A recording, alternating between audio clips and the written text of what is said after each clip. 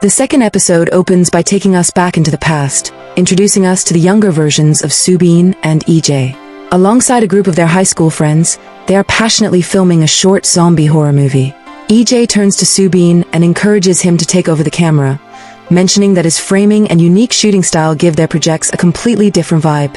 As Subin takes the camera and begins recording, his lens continuously drifts away from the horror setup to lock onto EJ. Through his internal monologue, we learn the depth of his feelings. He silently notes his desire to know everything about her, how her world looks, how she perceives things, and what she loves or hates. Their creative session is suddenly cut short when the school security guard spots them. In the next scene, a furious teacher scolds the students, demanding to know who gave them permission to shoot a film on school grounds instead of focusing on their graduation studies. While the others shrink back, EJ speaks up fearlessly, stating that making movies is her true passion and that she wants to be a film director. The teacher dismisses her ambition, labeling it a useless dream, and commands her to focus entirely on her academics. Growing closer and a shared vow. Following the reprimand, Subin and EJ wander through a local market. EJ is back to recording every little detail she sees through her camera lens.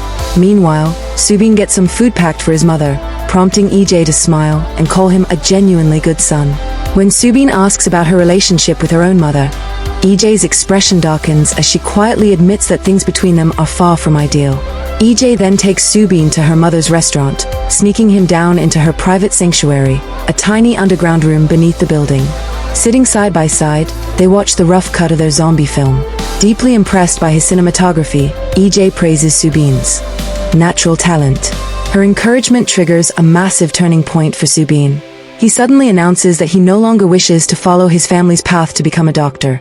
He has decided to become a film director, just like her.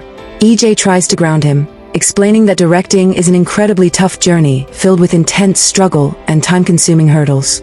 Subin remains unfazed. He confesses that he originally had no interest in cinema, but meeting her changed everything. He tells her that the world she captures through her lens feels incredibly warm and full of joy.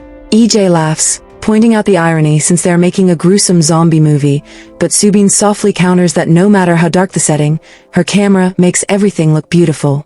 Later that night, EJ sits in her room, rewatching the footage Subin shot, a soft smile spreading across her face. Sudden reality.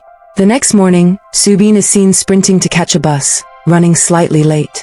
However, the anxiety dissolves into pure celebration when they discover that their short film has been selected for the prestigious Youth Film Festival.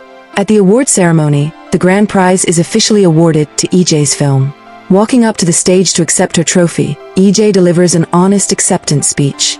She mentions that her mother always told her she could grow up to be anything she wanted, but the truth is, she doesn't want to be anything. She only wants to be a director, feeling as though she was born for this exact purpose. When the host asks if any family members are in the audience to celebrate with her, EJ freezes up, realizing she is alone. But right on cue, Subin steps forward from the crowd holding a beautiful bouquet of flowers, becoming the first person to congratulate her publicly. Later, the duo relaxes on a beach. EJ shares a deep secret, explaining why her dream is so unyielding. She pulls out her very first trophy from her bag, explaining that she won a minor film competition back in the 6th grade, and that was the exact moment her path was set. Subin smiles, asking why she kept such a proud memory a secret. EJ confesses that because her ultimate dream is so massive, her current achievements feel incredibly small, making her hesitant to share them. Subin comforts her, stating that every monumental journey begins with a singular, tiny step. He adds that his feelings for her also started as a small emotion, but have now evolved into a foundational dream. Flustered, EJ playfully changes the subject, suggesting they promise to make a major feature film together in the future. Overjoyed, Subin sweeps her up into his arms, and they splash around in the water like children. However, reality harshly intrudes when they return to their respective homes. Subin's home. Subin arrives to find his stern father furiously berating their driver outside. Slipping indoors silently, Subin tries to retreat to his room, but his father stops him in his tracks. His father cold-heartedly states the absolute rule of the household. Mistakes are entirely unacceptable, and nothing short of absolute perfection will ever be tolerated. EJ's home. EJ walks into a devastating scene outside her house. Her mother has thrown out her entire collection of video cassettes, leaving them scattered on the ground for neighbors to gawk at. Desperate, EJ rushes to gather her things, crying and confronting her mother. She holds up her festival award, arguing that she just won a 1 million won prize and has never demanded expensive favors, money, or overseas education like other kids. She only wants permission to pursue her passion. Softening slightly, but remaining firm, her mother relents on the condition that the clutter remains strictly hidden inside EJ's bedroom. The sour grapes and the present-day tensions. Later that night, a deeply troubled Subin walks out of his house and crosses paths with EJ, noticing her tear-stained, swollen eyes. Though she refuses to detail the fight with her mother, they go sit by the shoreline. EJ abruptly asks him if he knows the classic fable of the fox and the grapes. She recounts how the fox tried desperately to reach the high-hanging grapes, but upon failing, walked away consoling itself by claiming the grapes were probably sour anyway. Subin offers a pragmatic view, suggesting that maybe the grapes actually were sour. EJ strongly disagrees.